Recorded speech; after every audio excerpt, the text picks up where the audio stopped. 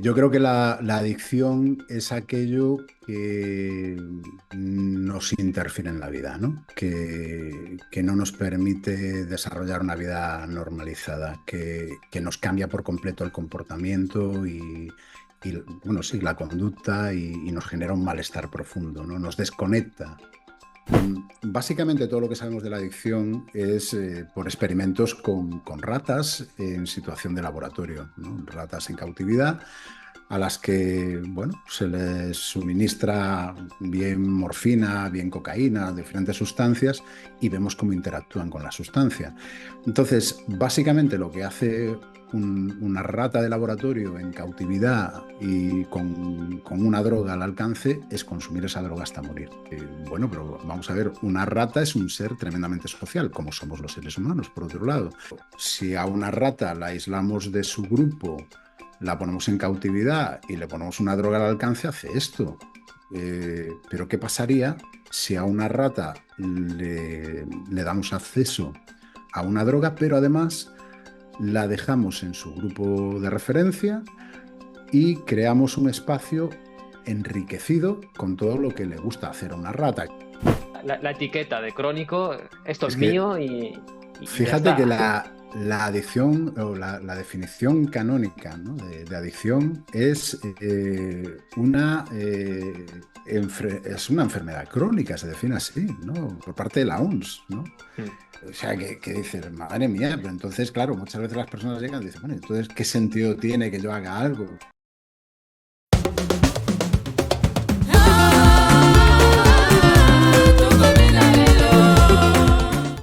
Esto es Conexión Sapiens. Yo soy Pablo y aquí encontrarás charlas con referentes de la salud, el bienestar y el desarrollo personal. Historias con un toque evolutivo. Bienvenido.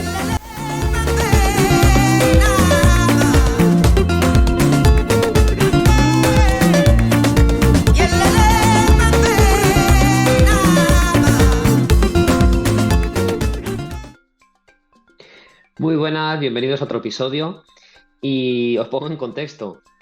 El invitado de hoy creció en Galicia en los años 80, una época donde era muy fácil acceder a la droga y no se sabía muy bien las consecuencias que tendría y el dolor que causó. Le tocó vivir muy de cerca tanto la adicción de algunas personas como el sufrimiento de las familias. Más tarde se formó como educador social y hoy Gabriel Auz se dedica a ayudar a personas a superar adicciones. Muy buena, Gabriel, ¿qué tal? Bienvenido al podcast. Pues muy buenas, encantado de estar aquí. Muchísimas gracias por contar conmigo. Creo que, espero, vamos, que lo pasemos bien en esta charla. Cuéntanos quién es Gabriel y a qué te dedicas, porque son preguntas distintas. Sí, sí, lo suelo decir muchas veces, ¿no? Que no es lo mismo quién soy que a qué me dedico. Bueno, yo como persona creo que me defino siempre como una persona muy inquieta, muy curiosa. Y esto me ha llevado a formarme en diferentes cosas y a pasar por diferentes oficios y diferentes experiencias. Suelo decir que en el fondo no soy más que un chico de barrio que a base de mucha curiosidad, de mucho trabajo y de mucho esfuerzo también, pues he ido aprendiendo un poco cómo ayudar a otras personas a resolver ciertos problemas que les agobian en su vida. Eso un poco en esencia, ¿no? Y luego profesionalmente, y lo conecto un poco ya en la definición de quién soy, ya me meto un poco por ahí. Desde luego es mucho más amplio porque podría decirte que si me pongo a enumerar todo lo que he sido, pues creo que sería largo, pero ¿a qué me dedico? Pues yo me dedico a ayudar a otras personas a superar adicciones. Podríamos decir que me dedico a las conductas adictivas desde hace pues bastantes años y en sentido amplio, ¿no? Siempre prefiero hablar más de conductas adictivas que de adicciones porque la conducta adictiva creo que abarca mucho más que la adicción, entre otras cosas porque es muy difícil que nos consideremos adictos, pero sí que es mucho más fácil que identifiquemos, ¿no? Conductas que nos aproximen a la adicción. Entonces creo que me gusta más enfocarlo así. Sí, eso es verdad. Tú eres educador social. Soy educador social. ¿Cómo, cómo llegaste a interesarte por esta profesión? Bueno, pues esto, la verdad es que es algo que para mí lo social siempre ha estado muy, muy presente en mi vida desde pequeñito, ¿no? Me crié en un barrio complicado, en una época complicada, la famosa y manoseada transición, de la que creo que se incide solo en una parte de la historia de esa transición, y hay una parte que está muy olvidada y es los tremendos problemas que había en este país a la muerte de Franco, ¿no? El tremendo atraso y las tremendas carencias que se vivían. Entonces, bueno, pues después de la muerte de Franco, la entrada de la libertad entró pues como un bofetón casi, es porque fue con un impacto tremendo. No sabíamos como sociedad vivir en libertad, esa es mi teoría. No sabíamos lo que era la democracia, había muchísimas carencias en los barrios, sobre todo en los barrios periféricos, en los barrios de los márgenes, como uno en el que me pude haber criado yo.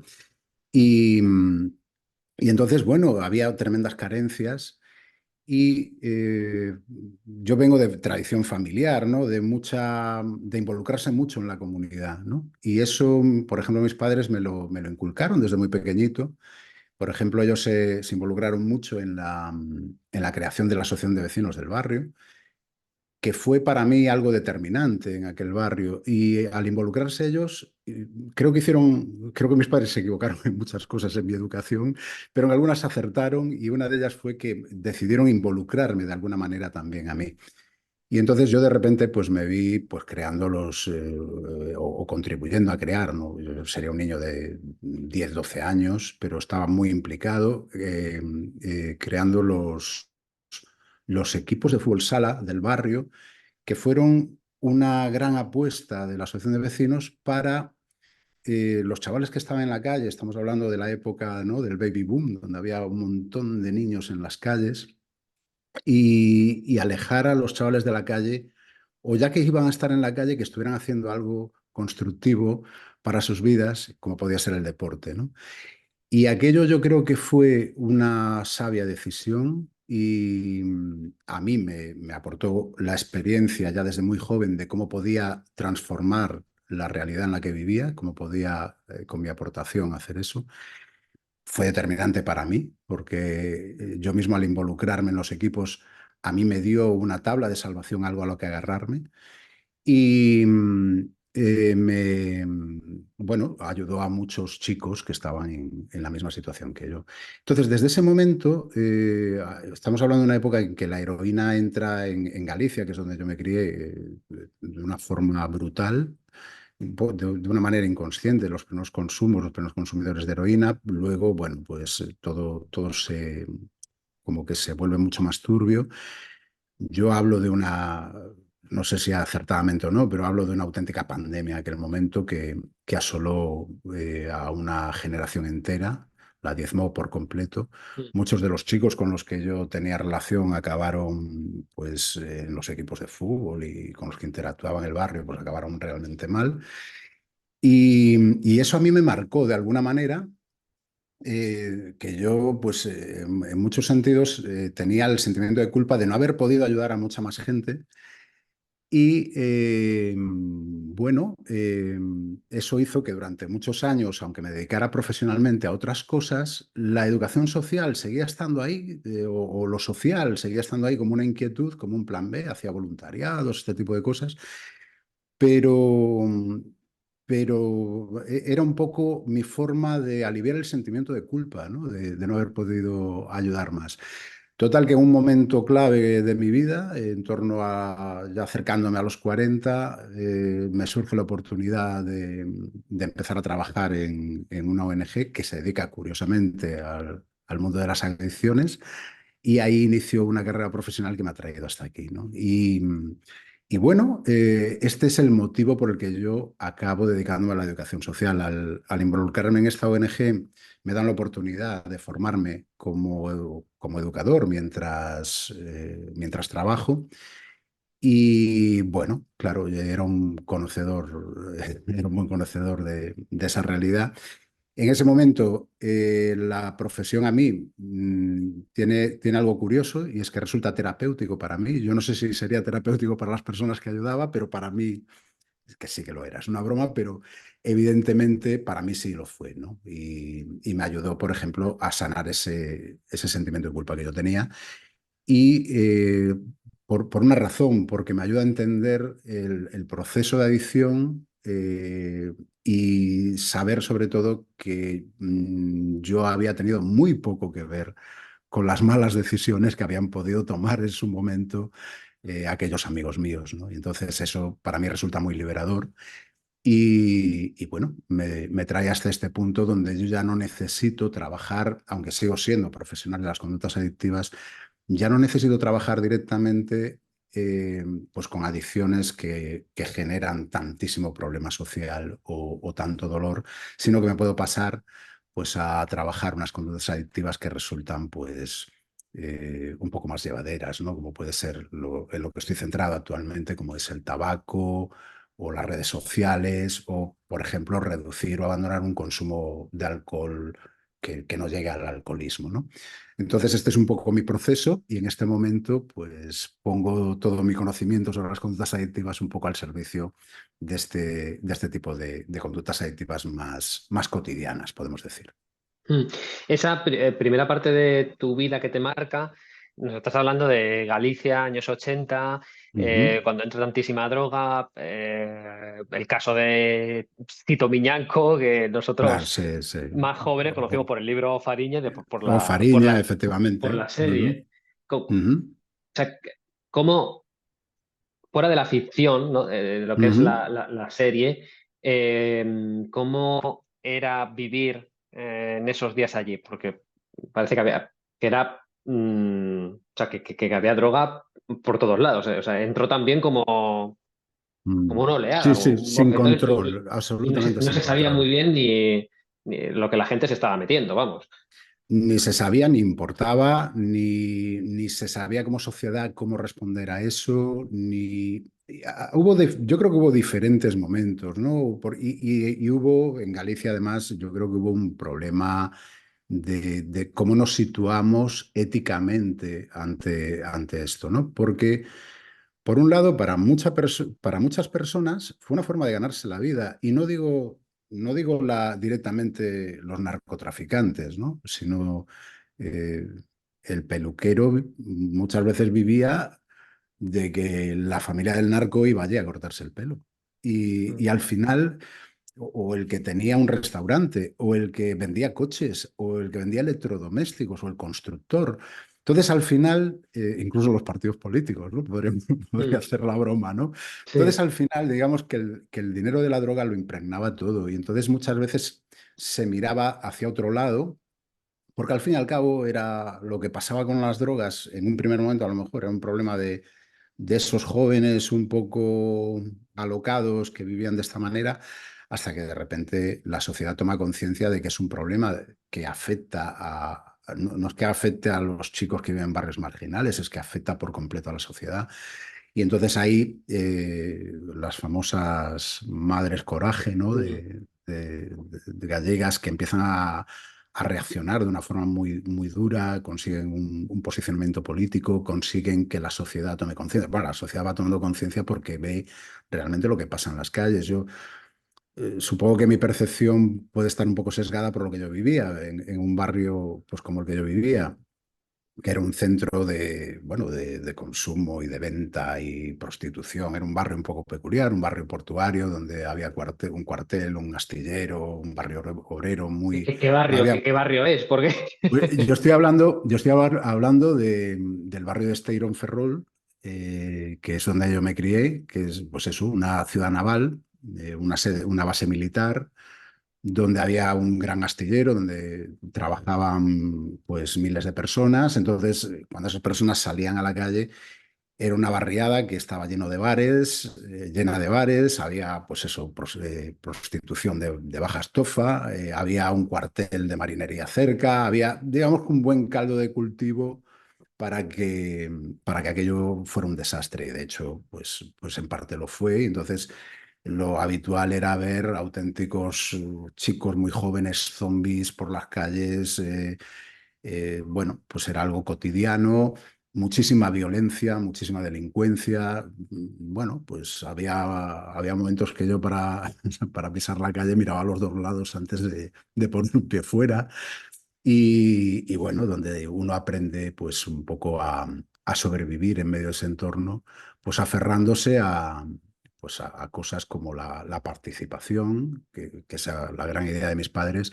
Y en mi caso, por ejemplo, fue determinante también la cultura y el interés por la cultura, que incentivaron siempre eso y que para mí fue una auténtica tabla de salvación, independientemente de que pisara las calles exactamente igual que los demás chicos del barrio. Lo que marcó la diferencia quizá fue eso. Sí, parecen situaciones que son impensables, que se ven lejanas de otros países Sí, y lo sí. tuvimos, lo tuvimos en España Lo tuvimos no aquí, hace sí, sí. tanto. Mm, No, pues estamos hablando, pues eso, hasta yo creo que mi sensación fue que la cosa se empezó a normalizar en los primeros años 90. En torno mm. al año 91, 92 empezó a descender toda aquella problemática. Pero hasta esos años, pues yo andaba pues en aquellos años por los 22 años, o sea que realmente fueron años intensos en mi adolescencia y mi juventud. Sí, yo soy del 90 y en Madrid, o sea, yo recuerdo de pequeño por zonas jodidas todavía, Mm, en el que sería el 98, sí, sí, 95, sí. 98, incluso no sé si en el 2000 ya, no sé, Sí, pero, sí. pero sí. Em, Antes de meternos más en lo que te dedicas actualmente, Ujú. eh, ¿a qué grupos de personas has ayudado hasta este momento que ya estás más digamos, con adicciones socialmente más aceptadas, podemos decirlo Más así, ¿no? aceptadas, sí, sí. Sí, o menos, con menos estigma, ¿no? Vamos a decir, Sí. o conductas adictivas, porque a lo mejor no hay una adicción plenamente desarrollada. Por ejemplo, con el tema del alcohol, pues ahora mucha gente dice, oye, pues yo no soy alcohólico ni tengo una adicción, y evidentemente no, pero por H o por B estoy bebiendo todos los fines de semana y quiero dejar esto, ¿no? Bueno, las personas a las que yo he ayudado, pues ha habido un poco de todo, porque he trabajado todo tipo de adicciones, desde adicción a opiáceos, a sustancias en general, ¿no? Tanto estimulantes como opiáceos, heroína, cocaína, eh, hasta adicciones comportamentales, ¿no? Como la ludopatía, la adicción a las compras, eh, pues la adicción a los videojuegos incluso.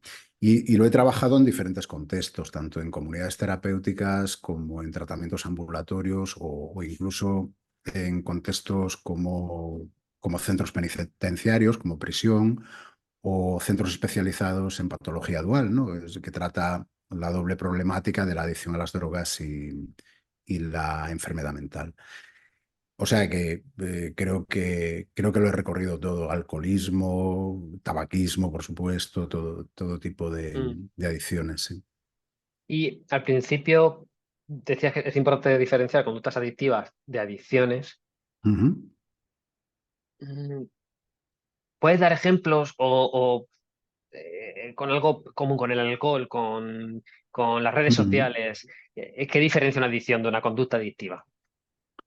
Bueno, yo creo que la adicción es aquello que nos interfiere en la vida, ¿no? Que no nos permite desarrollar una vida normalizada, que nos cambia por completo el comportamiento bueno, sí, la conducta y nos genera un malestar profundo, ¿no? Nos desconecta un poco de la vida que nos gustaba, de la vida que normalmente disfrutábamos.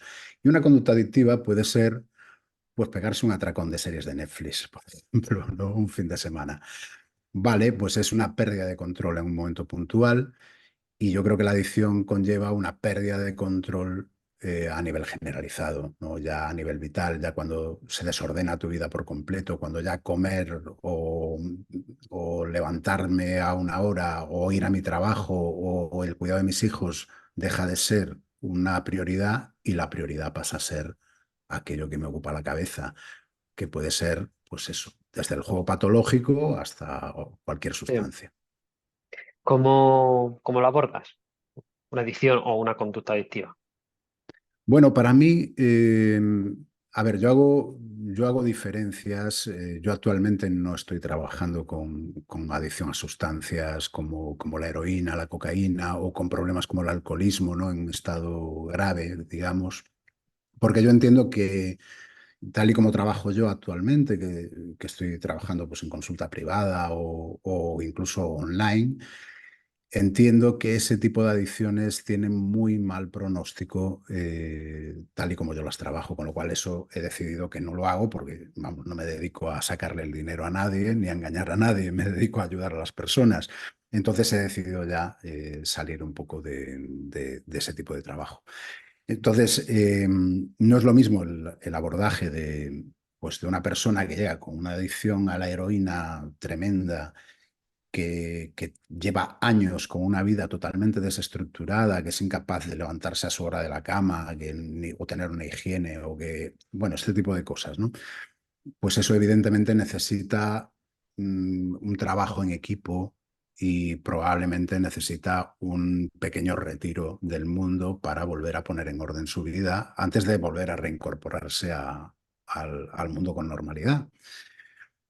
Y, y entonces eso es lo que suelo recomendar. Ahora, tal y como trabajo yo ahora mismo, por ejemplo, el tabaquismo o la reducción del consumo de alcohol o un uso responsable del móvil o de las redes sociales, para mí, eh, para mí la adicción, digamos que es lo contrario a la conexión con nosotros mismos y a la conexión con nuestro entorno, con lo que nos importa, ¿no?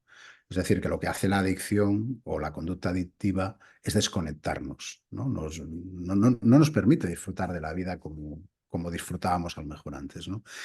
Y entonces yo antes de hacer cualquier intervención, o bien con el tabaco, o bien con el alcohol, o bien pues, con las redes sociales o con el móvil, lo que me gusta es volver a conectar con todo aquello que nos hacía felices, ¿no? O por lo menos en lo posible, ¿no? Pero si a alguien le gusta el deporte, que vuelva a conectar con el deporte. Si a alguien le gusta la música, que vuelva a conectar con la música, con esas cosas que realmente nos llenan.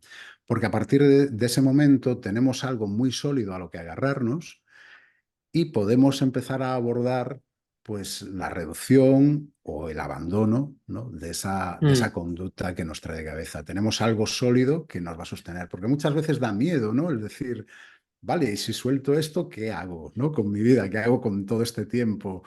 Bueno, pues a mí me gusta abordarlo desde ahí, ¿no? Y lo hago pues desde esa visión, ¿no? De que lo contrario de la adicción es la conexión. mm. Sí, que quizá esa sustancia o producto, no lo sé cómo llamar al tema Ujú. videojuegos o el Ujú. móvil, está tapando carencias en la vida. Exacto. Es que muchas veces nos aferramos a eso, y ojo, me incluyo, ¿eh? Yo el primero, yo puedo tener también ese momento de a quién no le ha pasado, ¿no? Que de repente dice, pero ¿cuánto tiempo llevo aquí en la pantalla, ¿no? Por ejemplo. Mm, Vale, pues muchas veces estamos tapando ese aburrimiento, ese malestar, esa tristeza, bueno, pues aliviamos esas cosas que nos incomodan, refugiándonos ahí y no enfrentándonos a la realidad de otras maneras. Y entonces para mí es fundamental cultivar eso, ¿no? Y hacer ese trabajo de tiempo libre o de ocio que para mí es fundamental, porque cuando nos damos cuenta, normalmente dedicamos mucho tiempo a esa conducta, ¿no? Un fumador muchas veces no es consciente de la cantidad de tiempo que dedica al tabaco, pero es increíble cuando se para a analizar, ¿no? Y ya no voy a decir con el móvil, que siempre es alarmante, a mí siempre me asustan, ¿no? Los datos que devuelve la pantalla. Digo, pero bueno, esto está mal, ¿no? Que es lo primero que pensamos, ¿no? O como justificación. Bueno, es que estuve mucho en Spotify y todas estas cosas. Pero la realidad es que es así, dedicamos mucho tiempo a ese tipo de conductas. Mm.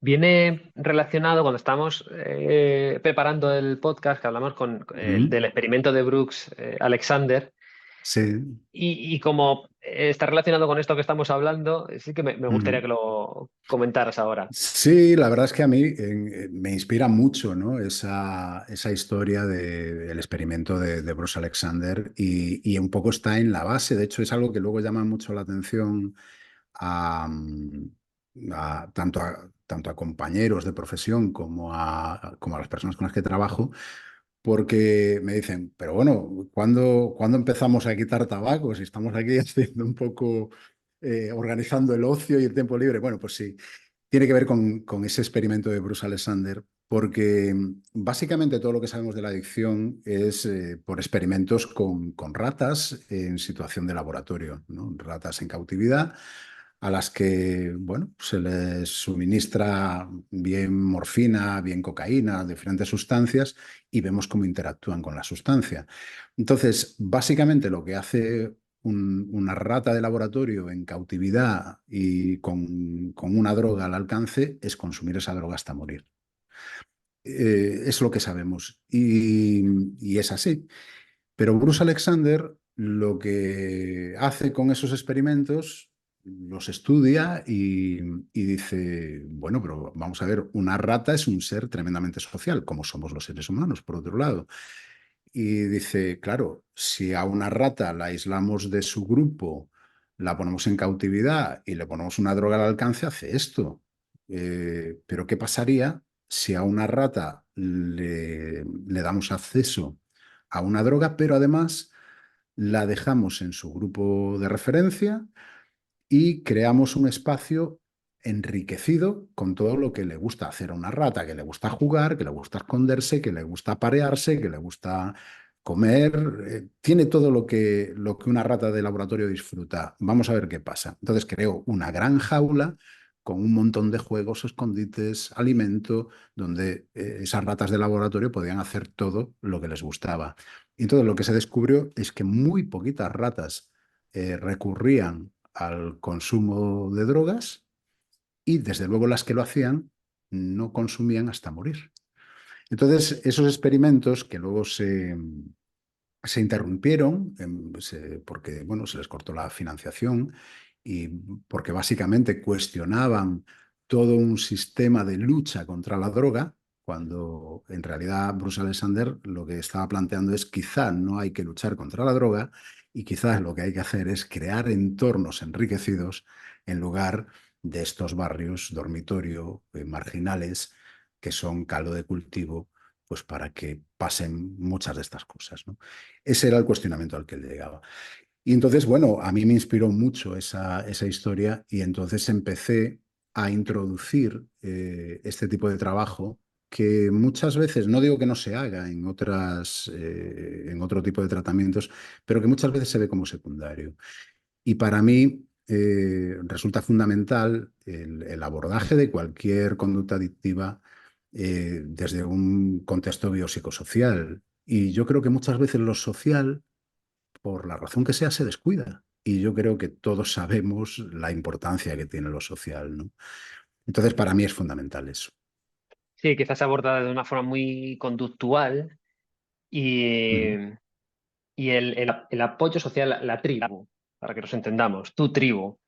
Exacto, Y si además tienes actividades, tienes retos que te motivan y que quieres cumplir, es decir, una vida no fácil, pero sí que tenga un sentido.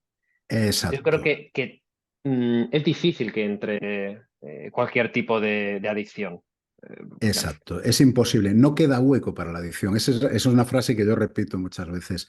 Si Mm, conseguimos tener una vida plena, eh, bueno, a nadie se le ocurre ir a drogarse o empezar a fumar o emborracharse porque tiene una vida súper plena, ¿no? Entonces, pues eso es lo que pasa, ¿no? Y está basado también en mi propia experiencia vital, ¿no? O sea, lo que yo he experimentado en mis propias carnes y lo que he visto directamente. sí, si lo que tienes que hacer mañana por la mañana te entusiasma, es más difícil que te emborraches esa noche. Claro, evidentemente. Esa es la situación, ¿no? Y esa es la filosofía y desde ahí trabajo, ¿no? Y bueno, en el tiempo bueno, yo empecé a trabajar estos temas durante la pandemia a raíz de que una persona me lo sugirió y tal, y empecé a trabajar así porque, bueno, me sentía libre en ese momento para experimentar también cosas y poner en marcha estas ideas. Mm. Al ser un proyecto propio, pues puedes decir, venga, lo voy a hacer como yo creo que debería de hacerse, ¿no?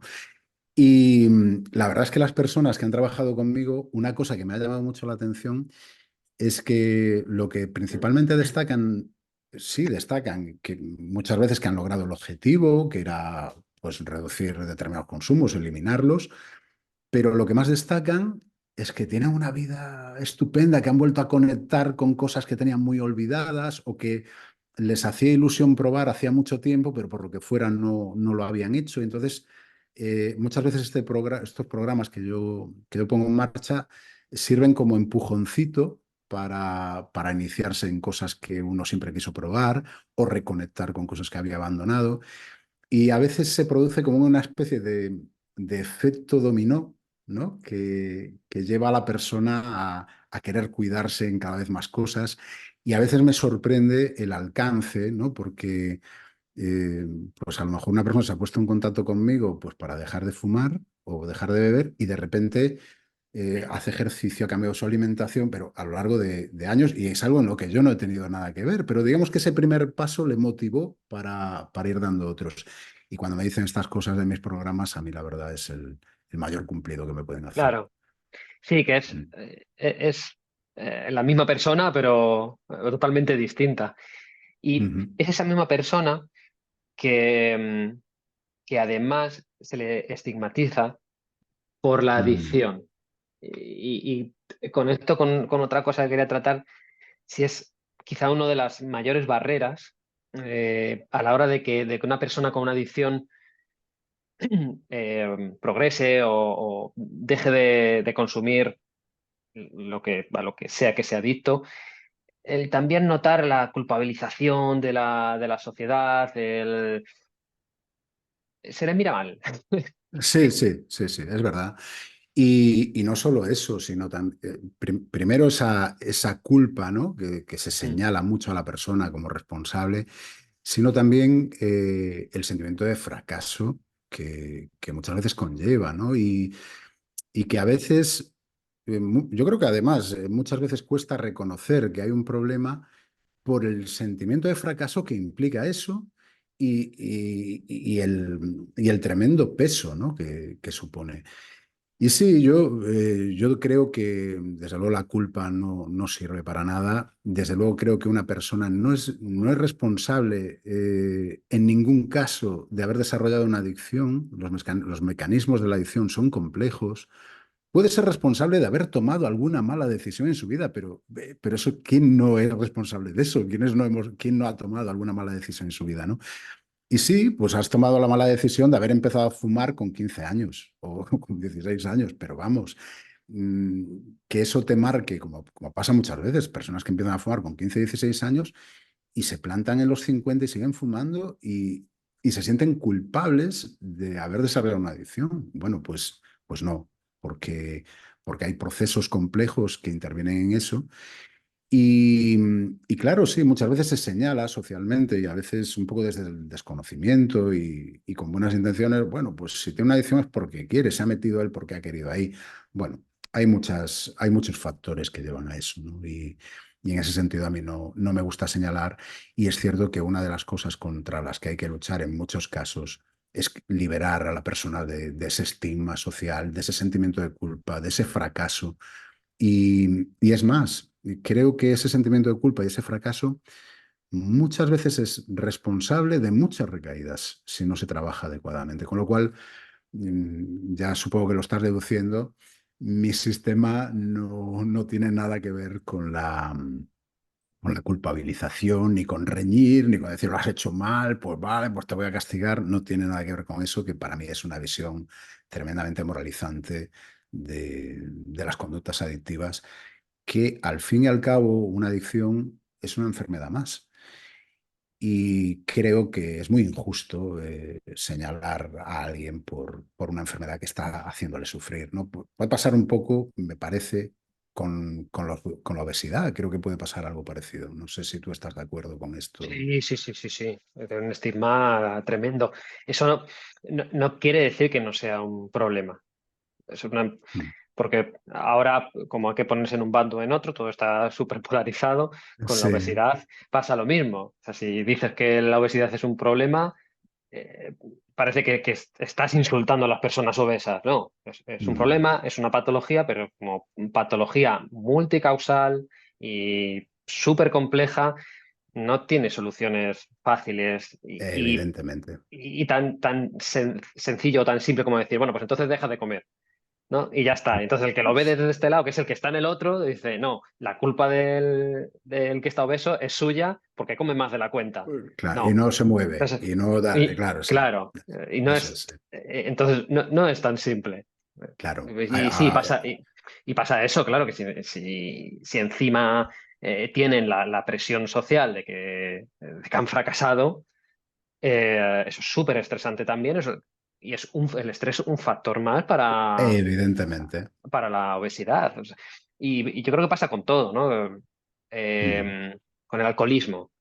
Bueno, pues son personas que por lo que sea utilizan el alcohol como una herramienta. Sí, sí. Evidentemente es una mala decisión, pero para ellos lo necesitan. Pues no sé, porque por vergüenzas, por evadirse de la realidad que tienen, porque no se pueden enfrentar al mundo de otra manera.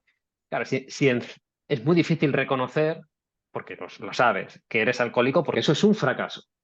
Y Claro, si eres sí, sí. un fracasado, pues al final vas a terminar bebiendo más para olvidarte de que eres un fracasado. Te puedo decir que incluso hay factores de género que influyen mucho, ¿no? Por ejemplo, la autosuficiencia masculina, que yo creo que es algo que podemos reconocer, se nos ha Mm, educado así a los hombres, y esa autosuficiencia masculina, por ejemplo, lleva a decir, de esto tengo que salir yo solo, o esto lo tengo que resolver yo solo, y es una mala decisión también, ¿no? Porque, como tú dices, una adicción es algo tan complejo que lo peor que puede hacer uno es tomar la decisión de hacerlo por sus propios medios y sin conocimiento, además, ¿no? Eso lleva muchas veces a fracasos reiterados, a sentir impotencia, no soy capaz, no hay salida para esto, ¿no?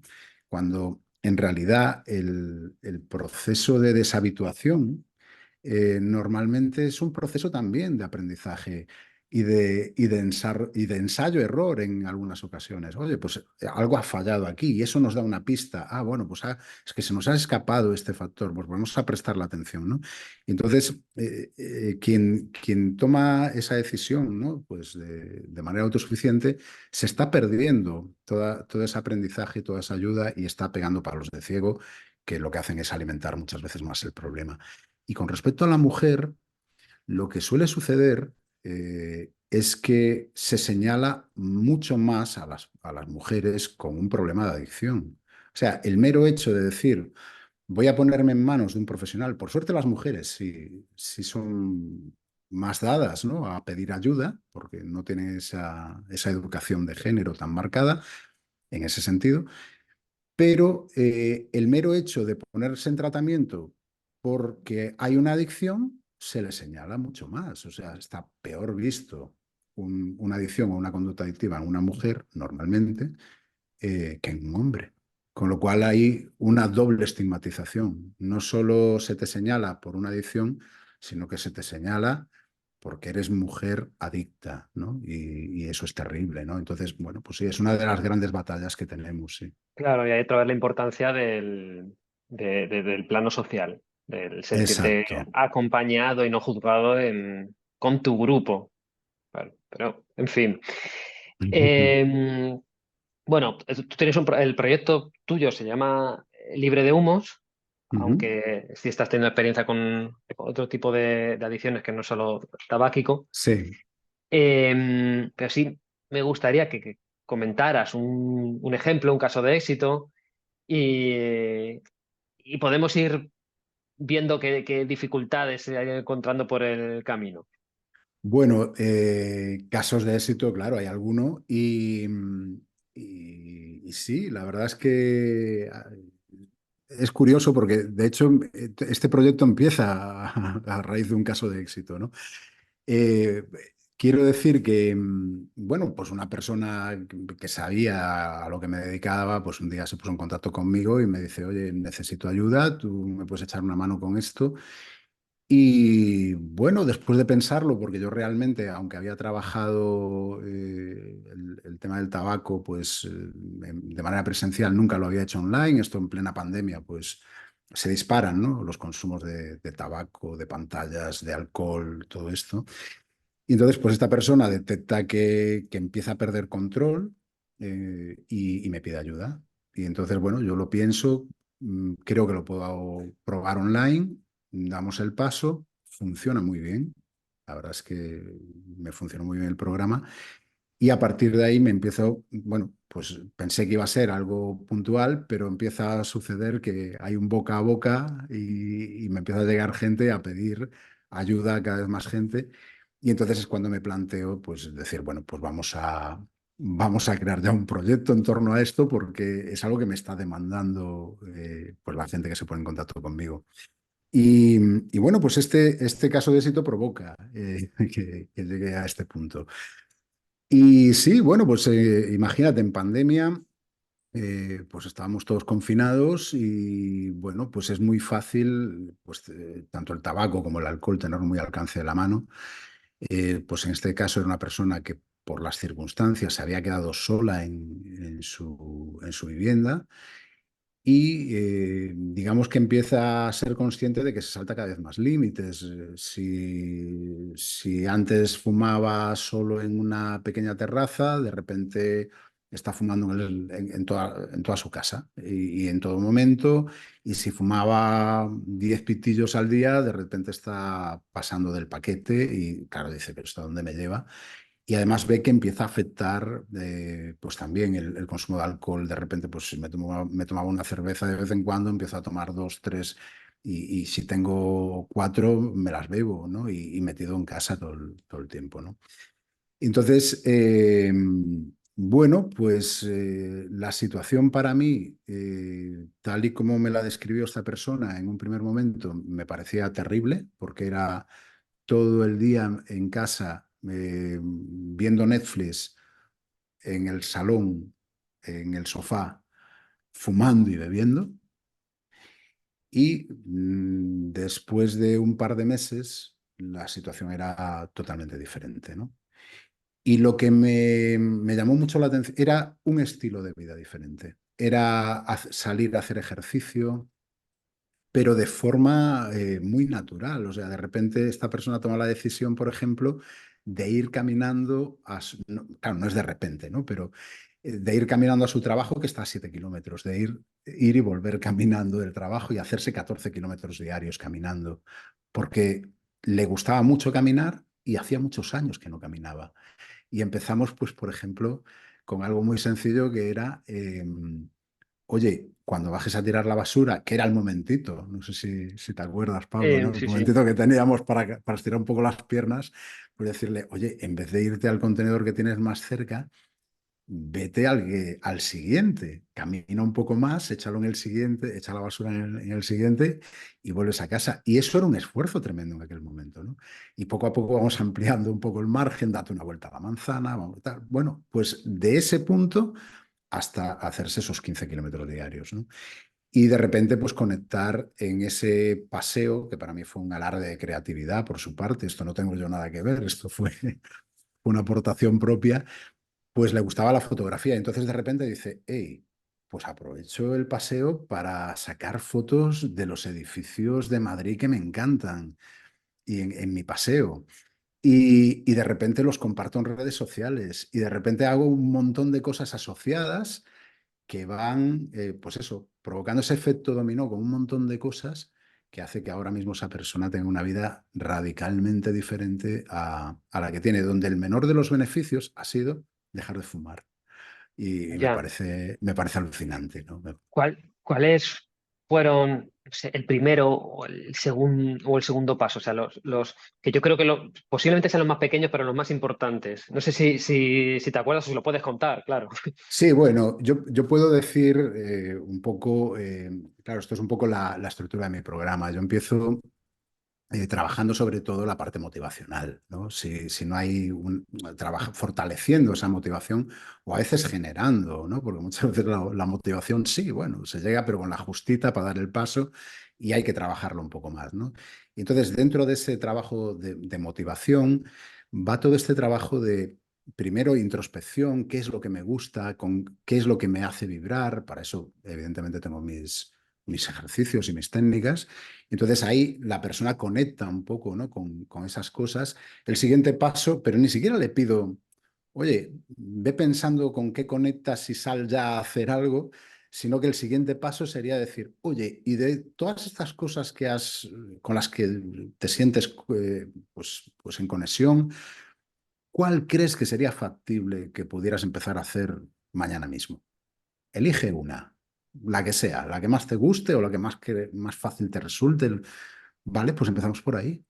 Es decir, que es la persona en realidad es quien va tomando las decisiones Mm. más adaptadas a su vida, ¿no? Y, Y a partir de ahí vamos trabajando, poniendo un poco de organización en la vida, adaptando un poco todo eso.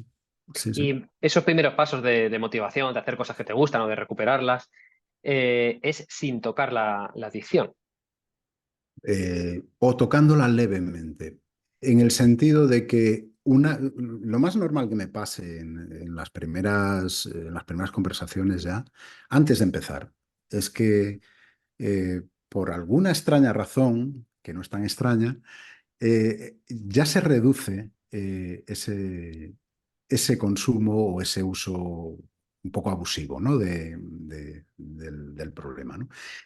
Y eso pasa porque, a ver, yo creo que tú, que tienes también un trabajo terapéutico, tú sabes que el encuentro tiene algo ya de terapéutico en sí mismo, ¿no? Que muchas Sí. veces ese sentarte delante de la persona que crees que te puede ayudar ya es una ayuda en sí misma, ¿no? Sentirte escuchado, sentir que te entienden, sentir que puede haber una solución a ese problema que te está atormentando. Entonces, eso ya sucede en ese primer momento y es cierto que yo suelo dar en las primeras conversaciones, que son un poco de valoración, yo ya suelo dar algún consejo, alguna pauta que ya van, digamos que abordando un poco el problema, ¿no?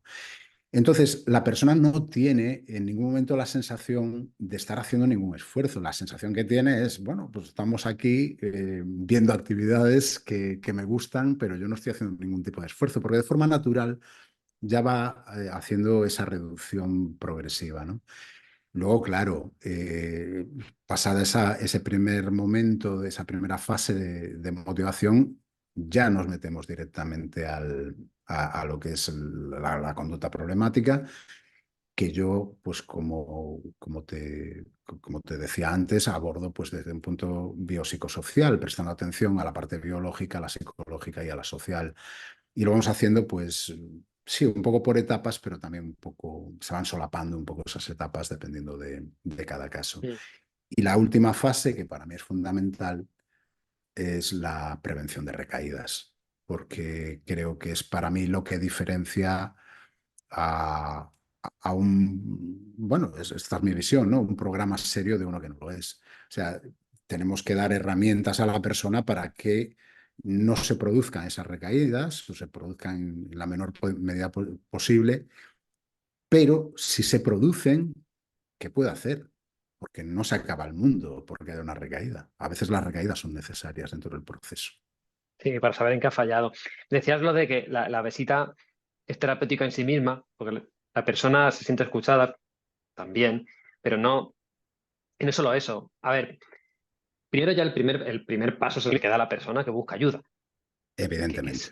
es, que es no, o sea, parece obvio, pero no es tan fácil. Entonces ahí ya hay una predisposición al cambio. Al cambio. Luego, Ujú. evidentemente, si, si es la primera vez o rara vez esa persona se ha sentido comprendido, esa predisposición al cambio se potencia.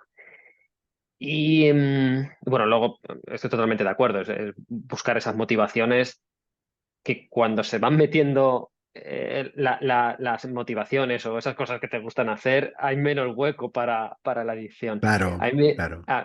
lo que decía, a mí en la consulta, si no me equivoco, creo que esto se lo leía a Nardone, es de Ujú. terapia, un psicólogo italiano de terapia breve, Ujú. que él dice que prefiere tratar problemas que patologías, porque los problemas están Claro, hechos para resolverse y las patologías claro, normalmente son para claro, siempre. Y te puede claro. añadir, y encima si le dicen que es crónico, pues ya ni te cuento, ¿verdad? Bueno, Cuando te ponen la etiqueta de crónico, esto es es que mío y ya fíjate que está. la adicción o la definición canónica, ¿no? de adicción es, es una enfermedad crónica, se define así, ¿no? Por parte de la OMS, ¿no? Mm, O sea, que dices, madre mía, pero entonces, claro, muchas veces las personas llegan y dicen, bueno, entonces, ¿qué sentido tiene que yo haga algo? Claro, y lo entiendo, ¿no? Pero claro, como tú dices, si hablamos de problemas, oye, podemos ir buscando solución a los problemas, podemos ir aprendiendo. A veces, claro, yo entiendo que para las personas muchas veces es difícil entender que algo crónico es algo con lo que se puede aprender a vivir. mm. No es algo que te marca de por vida, sino que puedes aprender a vivir con ello, ¿no? Y bueno, por parte de mi trabajo es ese también, claro. Claro, sí, no, pero, yo que sé, hay muchos ejemplos, ¿no? Pero la fatiga crónica. Bueno, tú lo que tienes es un problema con la energía, vamos a empezar por ahí. Claro, Y si hay un problema, es susceptible de ser resuelto. O las intestino irritable, ese saco que es eterno, también es crónico. Bueno, habrá un problema con, vamos a llamarlo, con las digestiones, si queremos decirlo así. Pero al ser un problema, ya se puede solucionar, o se puede intentar efectivamente, solucionar. Sí. efectivamente. Uno de los, bueno, luego habías nombrado el tema de las recaídas. Yo entiendo, Mm, y ahora aportas tú más, por supuesto, que a veces las recaídas son necesarias para saber que ha fallado, ¿no? Porque al final es una claro. forma de evaluación también, pero tienes que estar precavido, tienes que saber qué puede pasar y que luego hay que actuar, ¿no? El cómo actuar después o saber que esto es relativamente común, es importante, ¿no? Que no se termine el programa y decir, ala, chao. Claro, claro. No, ala, ya hemos terminado. Yo, por ejemplo, y aquí voy a repartir voy a repartir un poco de cera, ¿no? Todos estos programas milagro, ¿no? O remedios milagro. En 24 horas estás curado de tu adicción. Vamos a ver, habrá cosas que sean muy eficaces y que estén muy bien, yo no digo que no, pero me parece tan categórico, ¿no? Es decir, ya tienes tu problema solucionado con 24 horas, como quien va a Lourdes, ¿sabes? Que es que no me parece ni serio, ¿no? Muchas veces. Porque, vuelvo a decir, y lo decías tú antes, ¿no? También, la conducta adictiva es algo multifactorial, responde a un montón de factores biológicos, sociales, psicológicos. Hay un montón de cosas que intervienen y nunca sabemos, en cada persona intervienen, digamos que en diferentes porcentajes. Nunca, es un poco de ir descubriendo las cosas, ¿no? Y entonces, que alguien diga, no, pues que yo tengo una broma con las personas que están en mi lista de correo, que es como yo me comunico un poco con mi comunidad, que es un running gag, que es el tema de los chakras, ¿no? Yo es que conocí a una persona que dice, yo es que dejé de fumar gracias a los chakras. Esto es una anécdota que cuento y por meter un poco de humor ya. Y dice, dejé de fumar gracias a que me alinearon los chakras. Y claro, yo nunca había oído nada de eso y entonces presté mucha atención. Digo, pues cuéntame. Y dice, bueno, la verdad es que me alinearon los chakras, pero recaí 3 veces. Y dice, y la cuarta, dejé de fumar por no volver a ver a la persona esta, porque me pegaba unas broncas tremendas. Entonces me hizo mucha gracia el tema de los chakras, que yo no sé si es, vamos, más allá de la broma, ¿no? Que no digo que no funcione, no tengo conocimiento sobre el tema ni me he molestado mucho en investigar, ¿no? Pero, claro, esa solución es milagro, que luego te llevan a recaer 4 veces, ¿no? Y que al final la persona dice, mira, me voy a dejarlo para que no me peguen broncas, pues bueno, dudo mucho de su eficacia, ¿no? Yo creo que es mucho mejor saber qué es lo que debes de hacer en el caso de que una recaída se produzca, que no es deseable, pero puede pasar. Y una vez que pasa, resulta que le podemos sacar petróleo a esa situación, que podemos detectar cosas que se nos han escapado al radar, pues vamos a tratar una recaída pues con normalidad y vamos a ver qué aprendemos de ella, porque como siempre digo, eh, salir de una adicción o sí, o tratar una conducta adictiva es un proceso de aprendizaje. Y todos hemos aprendido las cosas equivocándonos. Bueno, pues a veces hay que equivocarse. No, no es deseable, pero a veces es necesario. Sí, sí, sí. Otra vez quitar la connotación de fracaso. Vale, pues Exacto. he fracasado. Otra vez he fracasado. No, bueno, se puede ser con aprendizaje, es verdad. Ujú. ¿Hay algún mito que se repita? ¿Alguna otra cosa que quieras comentar que sea importante? Porque quizá ayude a la gente. Muchos mitos, ¿no? Muchos mitos. O sea, o más o mitos o ideas que Hmm. me encuentro con mucha frecuencia, ¿no? Por ejemplo, si no tienes fuerza de voluntad, esto es imposible, ¿no? Y claro, yo digo, vamos a ver, sin fuerza de voluntad se pueden conseguir muchas cosas. Eso por un lado. Segundo, las personas que se ponen en contacto conmigo normalmente tienen muchísima más fuerza de voluntad de lo que creen. Porque son personas que han sacado sus carreras, han criado sus hijos, han desarrollado una carrera profesional estupenda. Bueno, eh, eh, pues algo de fuerza de voluntad tendrá que haber intervenido ahí. Luego, lo que suelo decir es la fuerza de voluntad no es determinante, porque la persona que, no sé, la persona que podamos pensar con la mayor fuerza de voluntad del mundo, eh, si se expone lo suficiente a algo que para esa persona es una tentación fuerte, antes o después acaba cayendo. Quiero decir, la fuerza de voluntad está sobrevalorada. Entonces, no pensemos tanto en que si tengo o no tengo fuerza de voluntad, que no es tan importante, ¿no? Por ejemplo, es una idea. Con respecto al tabaco, si fumo, he dejado de fumar y si pego una calada a un pitillo, vuelvo a convertirme en persona fumadora. Bueno, pues no. Resulta que puedes fumar un pitillo, es un riesgo, pero eso no te convierte automáticamente en fumador. Lo que suele convertir en fumador es el pensamiento de, vaya, he fumado un pitillo, la he cagado, pues ahora que ya la he cagado, me da igual fumar uno que 20. Y eso es lo que suele provocar las recaídas. Lo que puede ser un simple tropiezo de una calada acaba convertido otra vez en un problema que hay que abordar, ¿no? Más cosas, bueno, ideas con respecto al tabaco, por ejemplo. El tabaco me relaja, ¿no? Pues resulta que el tabaco es una sustancia estimulante.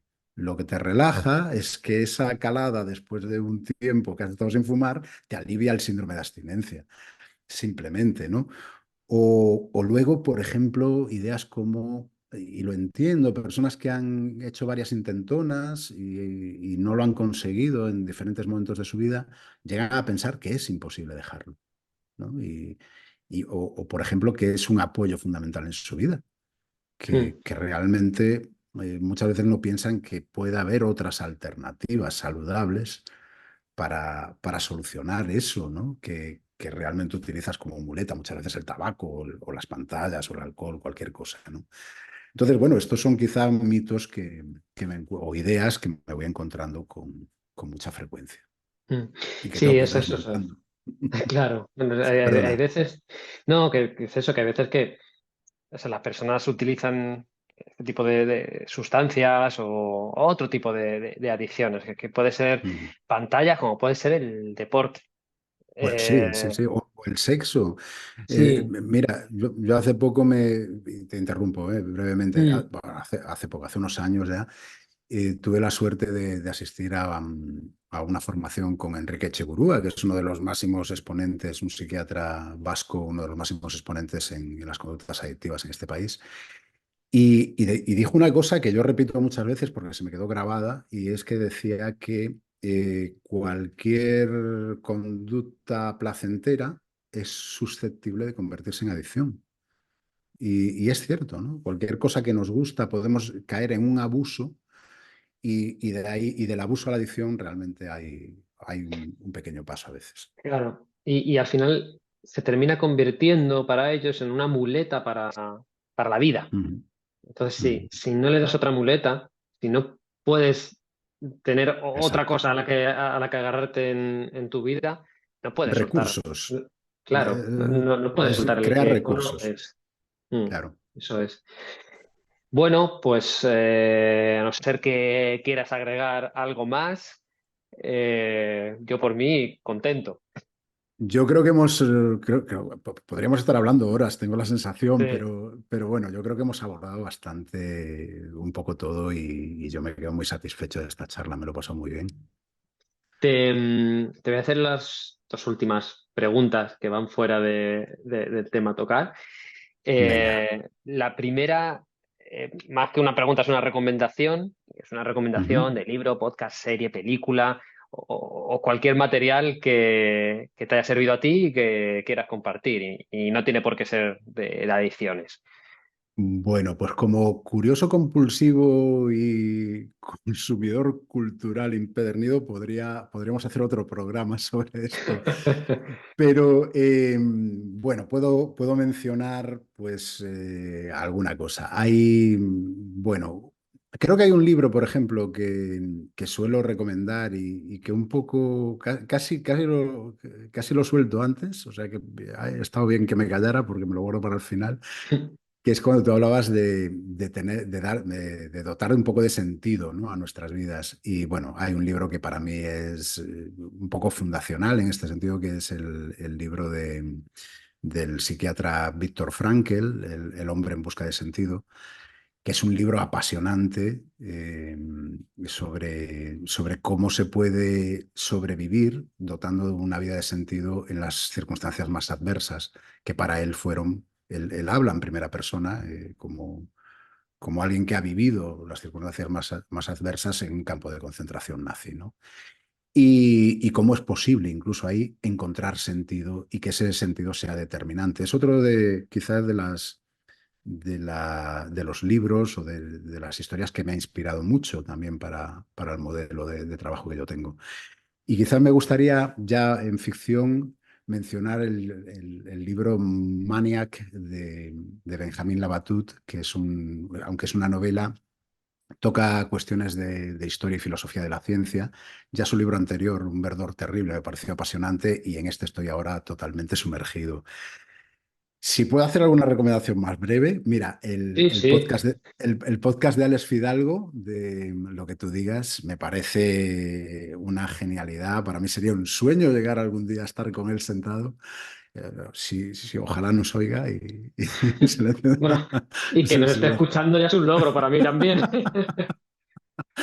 Y sí, creo que es un podcast apasionante, además paisano mío, y que creo que tiene un nivel, no solo los entrevistados que lleva, sino él, por mucha humildad de la que presuma, valga la paradoja, creo que es una persona que tiene un nivel intelectual muy alto y una gran preparación y logra crear esos climas muy especiales en sus entrevistas.